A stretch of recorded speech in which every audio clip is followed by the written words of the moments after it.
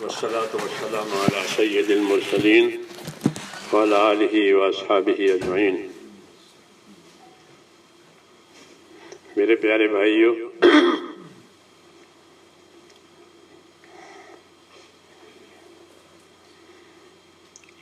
زندگی کی ہر نعمت جو ہے وہ اللہ کی امانت ہے۔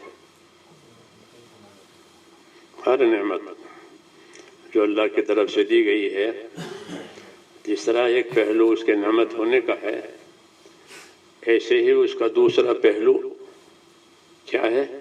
امانت ہے۔ نعمت تو ہے ہی ہے، وما بکم من نعمت فمن اللہ، نعمت تو وہ ہے ہی ہے۔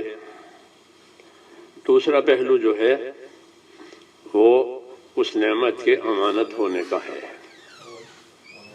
چھوٹی ہو بڑی ہو، مال ہو اولاد ہو، سب چیز وہ اللہ کی امانتیں ہیں۔ اس لیے ہم اس کے تصرف میں آزاد نہیں ہیں بلکہ پابند ہیں۔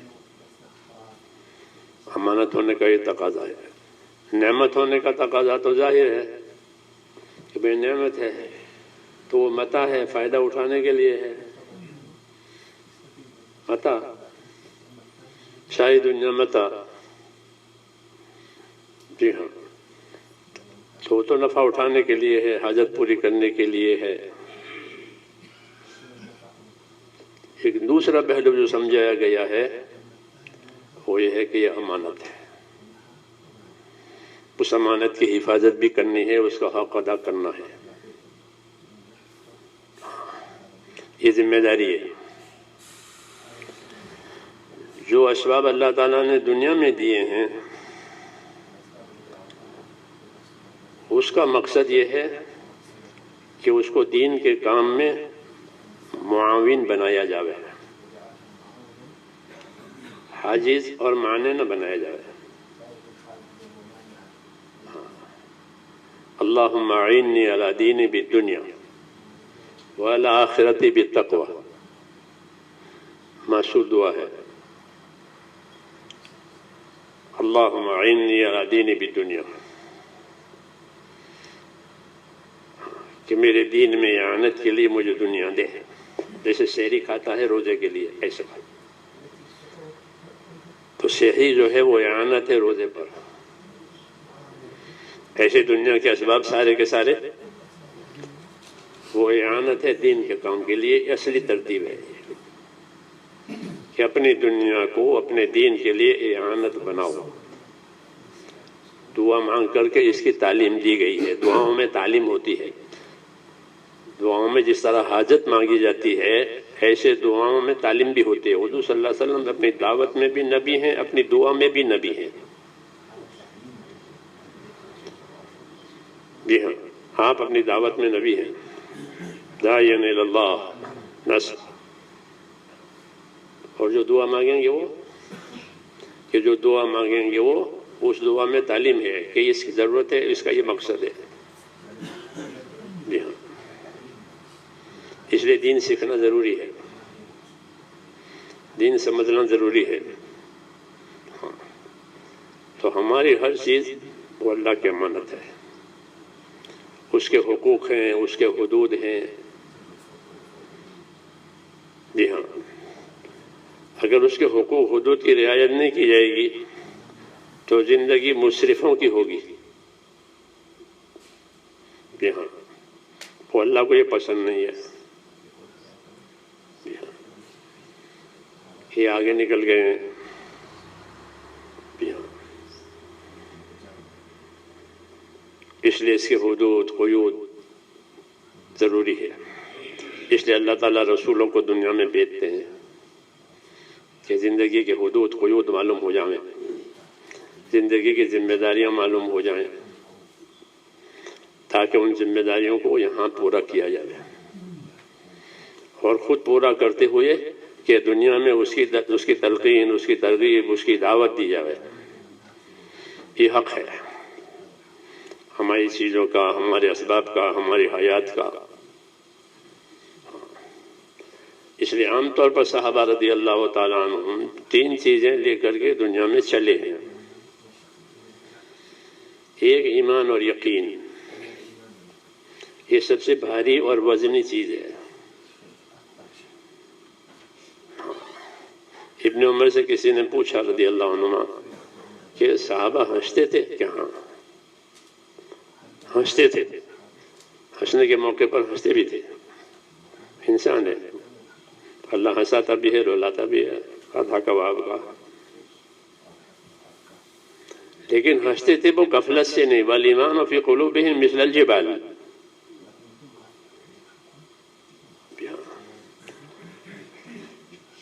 کہ ایمان بہت بھاری دلوں میں ہے۔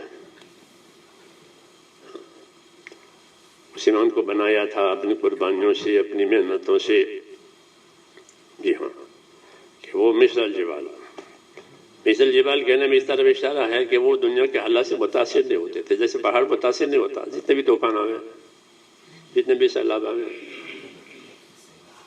تو پہاڑ پر اثر نہیں پڑتا، پڑتا ہے نہیں پڑتا، وہ اپنی جگہ ہے، جمع ہوا ہے۔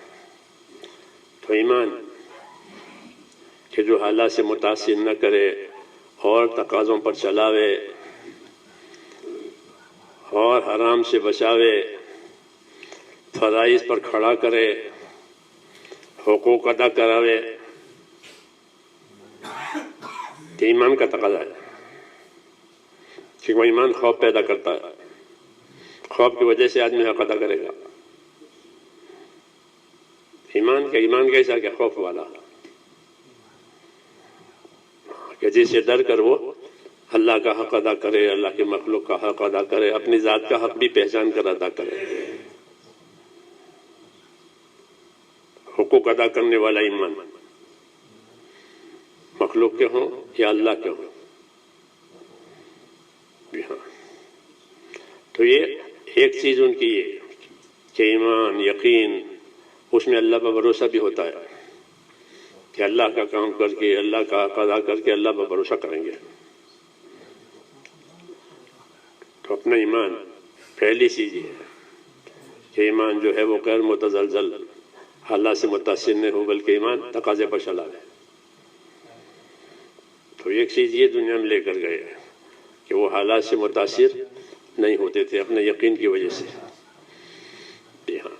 مثلا قصہ مشہور ہے کہ خالد بن ولید کے سامنے دشمن کا ایک آدمی آیا تو اس کے ہاتھ میں زہر کی شیشیاں تھیں، فرمایا کہ آپ کے زہر ہے، یہ کیوں رکھا؟ آپ کے ساتھ مقابلہ ہے، اگر مقابلے میں ہماری پستی ہوئی تو زہر کھا کے مر جائیں گے، لیکن آپ کے ہاتھ نیچے نہیں رہیں گے۔ تو آدمی زہر سے مر جاتا ہے کہ ہاں اللہ میں کھا جاؤں، تو کھا گئے۔ تو یہ دکھانا کرتب دکھانا نہیں تھا، یہ ایمان دکھانا تھا کہ حیات اور موت ہمارے عقیدے میں اللہ کے ہاتھ میں ہے، اس کی تبلیغ ہے۔ کوئی کرتب نہیں، کرتب دکھاتے ہیں نا، یہ تبلیغ ہے کہ حیات موت ہمارا عقیدہ ہے، یہ کہ اللہ ہی زندگی دیتا ہے، اللہ ہی موت دیتا ہے، ایمان کی تلقین تبلیغ ہے۔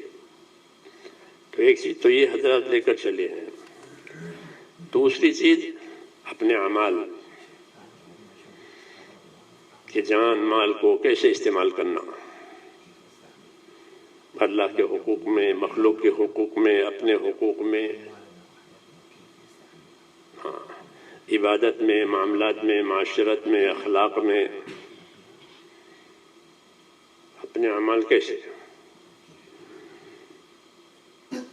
یہ اعمال میں حضرت نے سیکھے ہیں۔ ایسا نہیں کہ کوئی چیز رواج کے طور پر زندگیوں میں آ جائے، سمانا رواج کے طور پر زندگیوں میں چیزیں آ جاتی ہے، دیکھا دیکھی، کہ نہیں، وہ سیکھے ہیں اس کو۔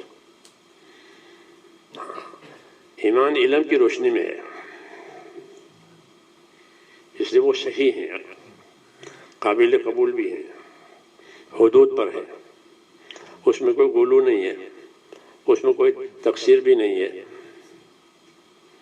کمی بیشی نہیں ہے، اتباع کے ساتھ اعمال اتباع کے ساتھ۔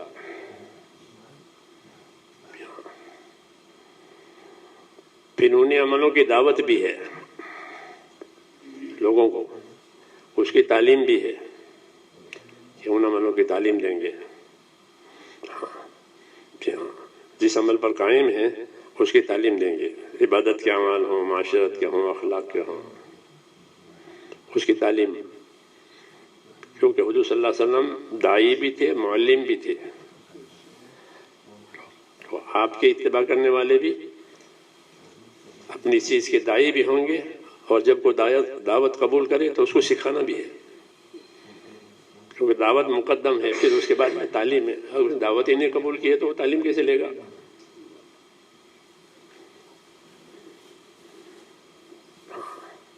آپ معلم ہیں، آپ کی امت بھی معلم ہے،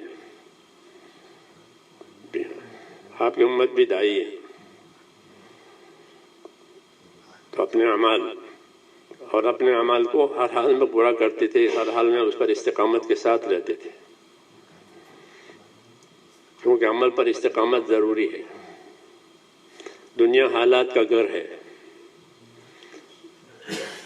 دنیا حالات کا گھر ہے. یہاں آدمی پر حالات آتے ہیں، خوشگوار بھی حالات آتے ہیں، ناگوار حالات بھی آتے ہیں. کوئی بشر اس سے بچا ہوا نہیں ہے حالات سے.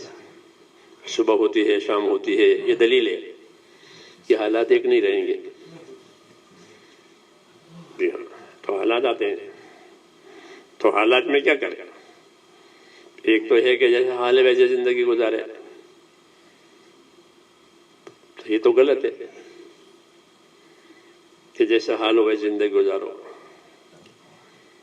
کہ نہیں، جیسا حکم ہے ویسے زندگی گزارو.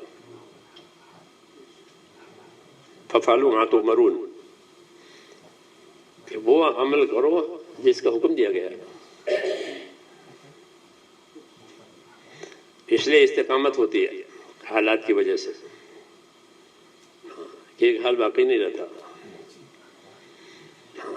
تو حالات کی وجہ سے ان اعمال میں استقامت ضروری ہے.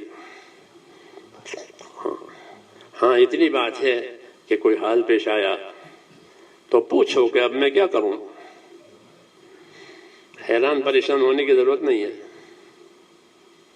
پوچھے، جیسے طبیب سے پوچھتے ہیں. جسم میں کوئی حال پیدا ہو گیا تو طبیب سے پوچھتے نہیں پوچھتے، اس کی طرف رجوع کرتے ہیں. وہ اس لیے تو یہاں اعمال والی زندگی میں کوئی حال پیدا ہو گیا تو کیا کرے؟ کہ پوچھ کے چلو کہ اب میں کیا کروں. انما شفاء العی السؤال، حدیث شریف میں کہ آدمی حیران پریشان ہو جائے تو اس کا علاج ہے کہ پوچھے. جیسے مسافر حیران ہو جائے، پوچھے لوگوں سے راستہ کہاں ہے. علم و ذکر اسی لیے دیا گیا تھا. علم و ذکر اسی لیے دیا گیا تھا کہ اپنے حالات میں حکم پوچھو، اپنے حالات میں اس کا طریقہ پوچھو. حضرت علی کی کلائی ٹوٹ گئی، کلائی ٹوٹ گئی تو حضور کے پاس آیا، رسول اللہ کلائی ٹوٹ گئی ہے. فرمایا اس پر پٹا لگا لو اور وضو میں مسح کر لو. ورنہ کیسے ٹوٹ گئی، وضو کیسے کرتے، کیسے ناٹتے. تو مسئلہ بتا دیا. اسے پوچھو. یہی طریقہ ہے اپنے اعمال کو درست کرنا اور اعمال میں آسانی لانے کا. تنگی اس وجہ ہوتی ہے کہ اس کا حل نہیں ہے، اور جب اس کا حل مل جائے تو کوئی تنگی نہیں ہے. وما جعل علیکم فی الدین من حرج، کہ اللہ نے دین میں کوئی تنگی نہیں رکھی ہے. تنگی مطلب یہ ہے کہ آسانی کر دی ہے، کہ نہیں، اس کے راستے بتائے ہیں کہ اب یوں کر لو، اب یوں کر لو، اب یوں کر لو، تاکہ وہ اعمال پر استقامت رہے. عمل پر استقامت ضروری ہے. باقی استقامت کے درجے ہیں. جی ہاں، اعلیٰ درجے کی بھی استقامت ہوتی ہے، اوسط درجے کی بھی استقامت ہوتی ہے، ادنیٰ درجے کی بھی استقامت ہوتی ہے. لیکن اپنے آپ کو پابند کرے، کیونکہ ادنیٰ سے اعلیٰ پر جائے گا، نیچے سے اوپر جائے گا. لیکن جب مایوس ہو کر چھوڑ دے گا تو کیا جائے گا. ہاں، ایمان کے بھی درجے ہوتے ہیں، استقامت کے بھی درجے ہوتے ہیں، سب چیزوں کے درجے ہوتے ہیں. ابو بکر کا ایمان ہے، ہمارا بھی ایمان ہے. ان کی 5 نماز، ہماری 5 نماز ہے. لیکن درجات کا فرق ہے. اور اللہ درجات کے حساب سے ان کو دیں گے. بولے کلن درجات مما عملوا، ہر ایک کو ان کے درجات کے حساب سے ملے گا. لیکن جب کام ہی چھوٹ جائے گا تو کیا درجہ رہے گا؟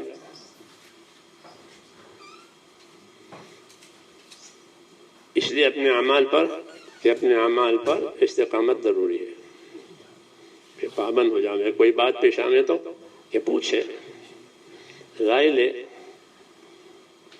لینا کے لیے کوئی آوے تو ان کو رائے دے. عمران بن حسین بیمار رہتے تھے زیادہ تر وہ، تو وہ پوچھتے تھے مسائل نمازوں کے، اور آپ ان کو بتاتے رہتے تھے کہ ایسا کرو ایسا کرو ایسا کرو. زیادہ بیمار رہتے تھے وہ، مگر معلوم کرتے رہتے تھے کہ اب کیا کروں. ہاں، تاکہ اعمال چھوٹ بھی نہ جاوے اور غلط بھی نہ ہو جاوے کہ جیسا ہو سکا ویسا کر دیا، کیسا نہیں. حکم تو اللہ کا ہوتا ہے اور طریقے رسول کے ہوتے ہیں. رسول انسان ہے، اس وقت بھی حالات پہ جاتے ہیں. جی ہاں، حضور کو بھی موچ آ گئی تو بیٹھ کے نماز پڑھی. جی ہاں، تو یہ بات ہے کہ حالات آدمی پر آتے ہیں تو اس کے لیے طریقے دیے ہیں. ہاں، کہ ان طریقوں پر قائم رہے، پابند رہے. تو اعمال کا تقاضا ہے کہ استقامت. جی ہاں، اپنے آپ کو پابند بھی کرنا ہے، پھر اپنے ان اعمالوں کو دنیا میں چلانا ہے. تو چلانے کے لیے ایک تو ہوتی ہے قربانی، ایک ہوتے ہیں اخلاق. تیسری جو صحابہ میں تھی وہ ان کے اخلاق تھے. ہاں، ہر نبی اخلاق کے ساتھ بھیجا جاتا ہے، کیونکہ اس کے سامنے جہالت ہوتی ہے. اگر وہ جہالت کا جواب جہالت سے دے تو جہالت ہی بڑھے. تو جہالت کا جواب جہالت سے نہیں ہوتا تھا، بلکہ کس سے ہوتا تھا؟ کہ اخلاق سے، صبر سے. زیادہ تلقین اللہ تعالیٰ نبیوں کو صبر کی کرتے ہیں. قرآن میں دیکھیے آپ، صبر کریں صبر کریں صبر کریں. جی ہاں، جو لوگوں کی جہالت ہے. ہاں، رسول صلی اللہ علیہ وسلم کے سامنے سب زیادہ جہالت تھی، جاہلیت، بہت طاقتور جاہلیت تھی. تو آپ کو اخلاق کا سب سے اونچا معیار دیا گیا تھا. ہاں، اور پھر وہ اخلاق امت میں تقسیم ہوئے. حربوں میں قدرتی طور پر پہلے سے کچھ اخلاق تھے، مکارم اخلاق، سخاوت، شجاعت، یہ ان میں پہلے سے تھی. وعدے کا پورا کرنا، اطاعت کرنا. ہاں، قسم لیتے تھے کہ بعد ہم آپ کے ساتھ ہیں، آپ ہمارے ساتھ ہیں، پھر وہ ٹوٹنے نہیں دیتے تھے. یہ کچھ قدرتی صفات تھی ان کے اندر. حضور نے ان صفات کو بڑھایا. وعدے کا پورا کرنا، قرض ادا کرنا. قرض ادا کرنا، کسی کا قرضہ ہو تو ایسا ہماری طرح سے کہ قرض حسنا، اور جب مانگنے آئے تو ہنس دینا. کہ ایسا نہیں کہ میں قرضہ ہے وعدے پر دینا ہے. تو یہ کچھ چیزیں تھی، تو اس نے اس کو بڑھایا کہ میں مکارم اخلاق کو پورا کرنے کے لیے بھیجا گیا ہوں. تو جو قدرتی صفات تھی ان کو بھی ترقی دی اور اپنی طرف سے مزید دیا. جی ہاں، کیونکہ دلوں کو جوڑنے کے لیے یہ سب زیادہ مؤثر ہے. غیر پرائے کو اپنا بنانا، دشمن کو دوست بنانا، وہ اسی سے ہے. کس سے؟ کہ اخلاق سے. اخلاق یہ نہیں کہ جو ہمارے ساتھ اخلاق سے پیش آئے اس سے اخلاق سے پیش آؤ. یہ اخلاق نہیں، یہ تو متاجرہ کہلاتا ہے. جو تاجر ہوتا ہے نا، مال دے کا مال لیتا ہے. تاجر کیا کرتا ہے؟ مال دے گا. تو یہ نہیں کہ آپ نے اونچا معیار بتایا کہ تو تجھے محروم کرے تو اسے مال مال کر. ہاں، پھر دیکھنا کہ پھر کے دشمنیاں ختم ہو جائے گی. یہی کیا آپ نے. جتنا آپ کا عروج ہوا کام کا اتنا اخلاق کا ظہور ہوا. ورنہ عروج کے زمانے میں تو دباتے ہیں دوسروں کو. جی ہاں کیسا نہیں ہوا. تو یہ 3 چیزیں لے کر حضرات صحابہ پھرے. یہی ہماری مایا ہے اپنے اندر اتارنے کے لیے, دنیا میں اتارنے کے لیے. ہاں اسی کی مشق ہے, اسی کی محنت ہے, کی دعوت ہے کہ ایمان آوے زندگیوں میں, اعمال زندگیوں میں آوے, اخلاق زندگیوں میں آوے. ہاں تو یہ ایک معاشرہ قائم ہوگا اس سے, جیسے مدینہ والوں کا معاشرہ قائم ہوا تھا. جاہلیت سے پہلے معاشرہ ان کا بہت سخت تھا, بہت سخت, بڑی مشکلات میں تھے وہ. ہر لائن سے مشکلات میں تھے. پھر اللہ تعالیٰ نے ان کو اس میں سے نکال دیا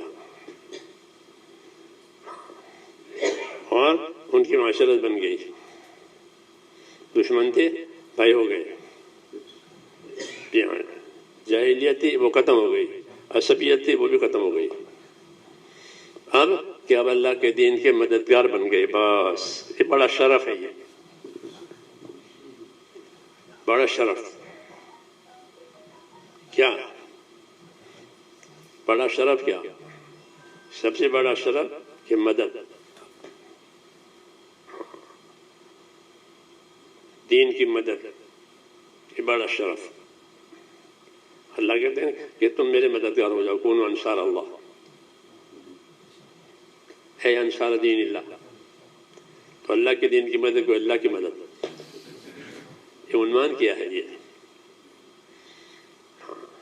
سب سے بڑا شرف ہے یہ کہ ایک مسلمان اپنی زندگی میں پابند ہو کر کے اللہ کے دین کا مددگار بنے. اپنی جان سے, مال سے, اپنی نیت سے, اپنے عمل سے دین کا مددگار بنے, امت کا خیر خواہ بنے. کیا بنے؟ امت کا خیر خواہ, کیونکہ دین خیر خواہی کرنے کا نام ہے. حدیثوں میں ہے کہ دین خیر خواہی کرنے کا نام ہے. تو امت کی خیر خواہی, اپنے دین کی مدد کے درجے ہیں. مدد کے درجے ہیں. انصار مدینہ نے جو مدد کی ہے وہ ایثار کے درجے سے کی ہے. اس سے اونچا کوئی درجہ نہیں. ایثار سب سے اونچا درجہ مدد کرنے میں. کیونکہ بندوں کے ساتھ تعاون کرنے میں 3 درجے ہیں. انصاف کرے, احسان کرے, ایثار کرے. انصاف فرض ہے, نہیں تو ظلم ہوگا. احسان مستحسن ہے کہ میرے مال سے, میری ذات سے دوسرے کو فائدہ ہو جائے, چاہے جانور کوئی صحیح ہے. کتے کوئی پانی پلاوے تو جنت مل جائے. ہاں مدد کے درجے ہیں. اور تیسرا درجہ وہ ایثار کا درجہ ہے. ہاں یہ سب سے اونچا ہے. حضور صلی اللہ علیہ وسلم کے گھرانوں میں ہمیشہ ایثار ہی رہتا تھا, اس لیے گھر میں کچھ ہوتا نہیں تھا پانی کے سوا. تو وہ کس وجہ سے؟ اس وجہ سے کہ وہ غریب آدمی تھے آپ, اس لیے آپ کے گھر میں کھانا نہیں تھا.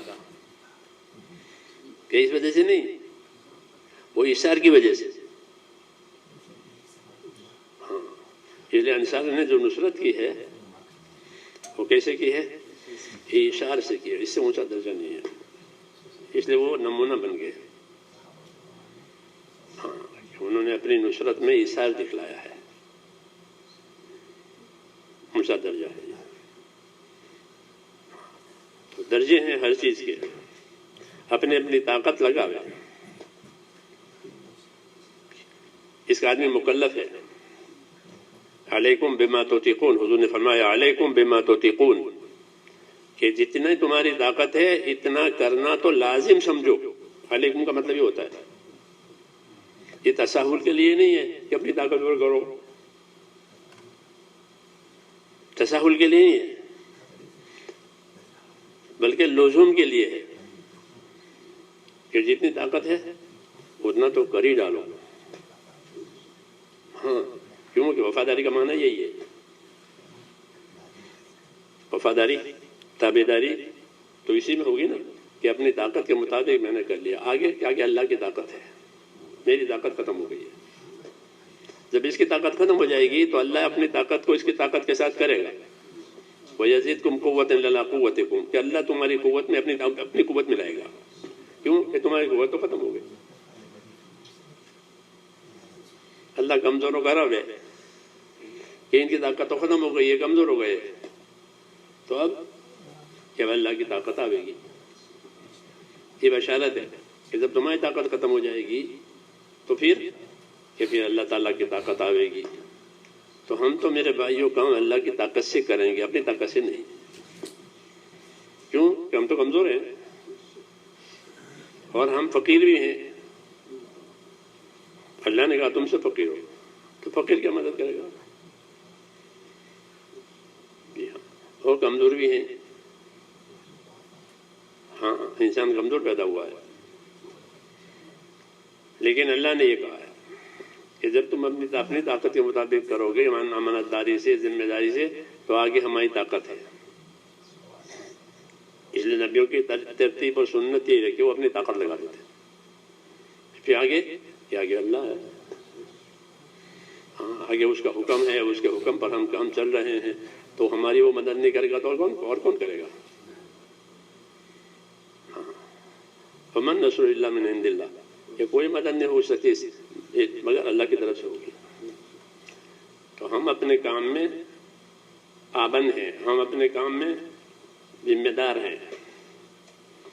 ہاں نوکر کی طرح سے نہیں ہے. نوکر تو اپنی ڈیوٹی پوری کرتا ہے پھر چلا جاتا ہے کہ بھائی میری ڈیوٹی پوری ہو گئی. کیوں؟ نوکر ہے. اور جو اصل مالک ہے وہ تو بھائی میرا مال ہے، میرا سرمایہ ہے، یہ خراب ہو جائے گا، پرانا ہو جائے گا، بک جائے گا، مجھے پتہ نہیں کتنی فکریں ہوتی. نوکر کو نہیں ہوتی ہے بات کہ میرا کام پر میں جا رہا ہوں. تو ہماری ذمہ داری، کام کی بھی ذمہ داری ہے کہ ہم کام کریں، صحیح کام کریں. اور ایک ذمہ داری اللہ نے اس امت پر یہ بھی دی ہے کہ وہ کام کرنے والے تیار کریں. کیا کریں؟ کام کرنے والے تیار کریں. اس کے لیے اپنی یہ چیزیں استعمال کریں، اپنا ایمان، اپنے اعمال، اپنے اخلاق. ہاں پھر تاکہ لوگ کام کرنے والے بنیں. جب کام کرنے والے بنیں گے تو پھر کام لاوارث نہیں ہوگا، کیونکہ اس کے کرنے والے موجود ہیں، اس کے سنبھالنے والے موجود ہیں. جی ہاں. تو جو تبلیغ ہوتی ہے وہ ایسی ہوتی ہے. آپ نے فرمایا میں نے پہنچا دیا، تو ایسے پہنچا دیا تھا، بلکہ کام کرنے والے بنا دیے تھے. ہاں کہ آپ کام کرنے والے ہو گئے، میری جگہ کھڑے ہو کر نماز پڑھانے والے ہو گئے. جی ہاں وہ کر زیادہ حضور بیماری میں نماز پڑھائی تو بس ہو گیا، جگہ سنبھالنے والے آ گئے. یہ ذمہ داری پوری ہوئی. تو ذمہ داری پوری ہو جاتی ہے تو بلا لیے جاتے ہیں کہ آپ کا کام پورا ہو گیا، واپس آ جائے. تو یہ بھی ذمہ داری ہے کہ اپنی فکروں سے، جیسے فرمایا، اپنی فکروں سے کام بھی کرنا اور کام کو صحیح روپ پر لانا اور کام کو جو ہے کام کرنے والے تیار کرنا. ہاں ایک آدمی بھی تمہارے ہاتھ سے راستے پر آ جائے تو بڑی کامیابی. خوش نصیب ہے وہ بندہ جس کو اللہ خیر کا ذریعہ بناوے، شر کے مٹنے کا ذریعہ بناوے. ہلاکت ہے اس کے لیے جو شر کا ذریعہ بنے، خیر کے مٹنے کا ذریعہ بنے. ہلاکت ہے اس کے لیے، وہ خیر ہے اس کے لیے جو خیر کے پھیلنے کا، شر کے مٹنے کا ذریعہ بنے. یہی ہماری ذمہ داری ہے اور یہی میری بات ہے، آگے کچھ نہیں ہے. اس لیے اس کے ارادے کریں آپ حضرات. آپ حضرات کی تشکیل نہیں ہوتی، آپ کی تو ترتیب ہوتی ہے. ہاں تشکیل تو اس کی ہے جس کو چلانا ہے. جی ہاں. اور آپ کی تو ترتیب ہوگی دین کے کام کے حیات کے لیے. کیوں کہ اللہ تعالیٰ نے آپ کو اس کام پر سے نوازا ہے اور آگے بڑھایا ہے، اس کام میں آپ کو آگے بڑھایا ہے، تو اس کا شکر یہی ہے کیا کہ ہماری ترتیب ہو، زندگی کی ترتیب ہو، کام کی ترتیب ہو، تو پھر اللہ توفیق دے یہ زندگیاں جو ہے نمونہ بن جاتی ہے، نمونہ بنتی ہے، لوگوں کے لیے عمل کی راہیں کھلتی ہے، کام عمومی ہے، جب عموم میں یہ ترتیب آئے گی تو لوگوں کو آسان ہو جائے گا، تو اس کے لیے تیار ہیں آپ حضرات؟ اب بتائیں اپنی ترتیب تشکیل نہیں،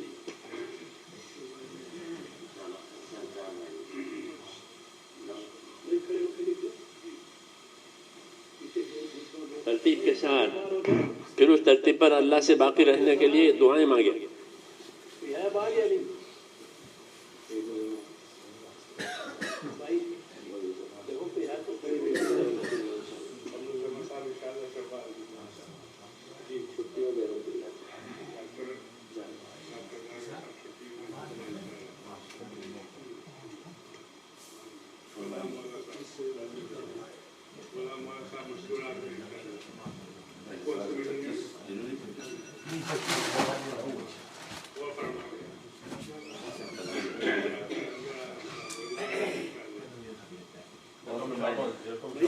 وقت بھی بتائیں، تاریخ بھی بتائیں، 4 مہینے کے لیے ہے، چلے کے لیے ہے،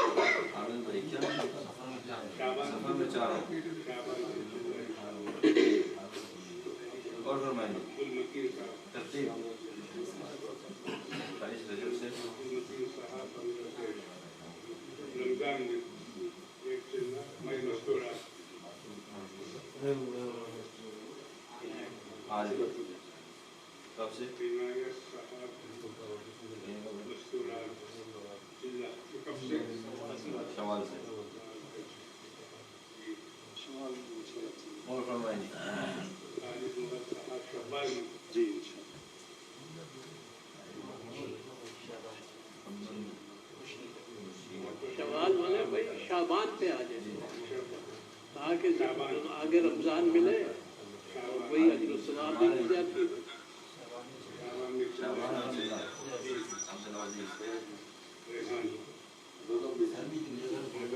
وہی ذمہ دار حضرات ہیں، جماعتیں لکھائیں کہ ہم اپنی مقصد سے جماعت دیں گے، 4 مہینے کی، چلے کی، یا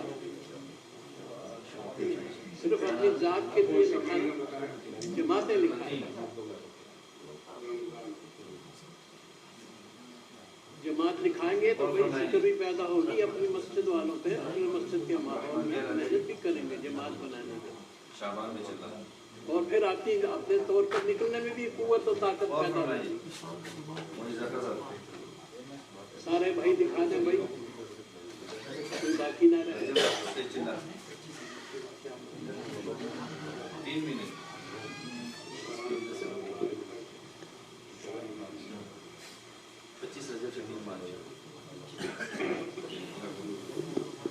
اور جی 100% تسکیل ہو جائے۔ ہاں بھائی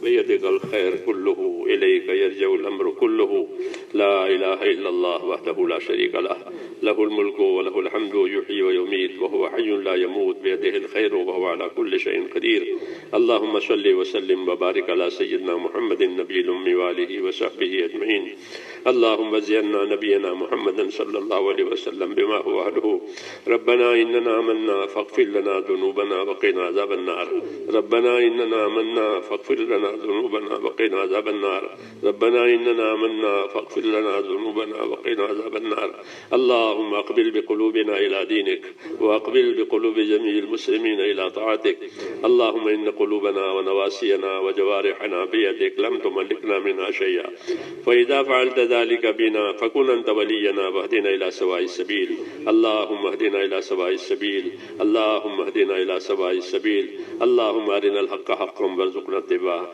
وأرنا الباطل باطلا وارزقنا اجتنابه ربنا وفقنا لما تحب وترضى من القول والعمل والفعل والنية والهدى إنك على كل شيء قدير ربنا آتنا في الدنيا حسنة وفي الآخرة حسنة وقنا عذاب النار وصلى الله تعالى على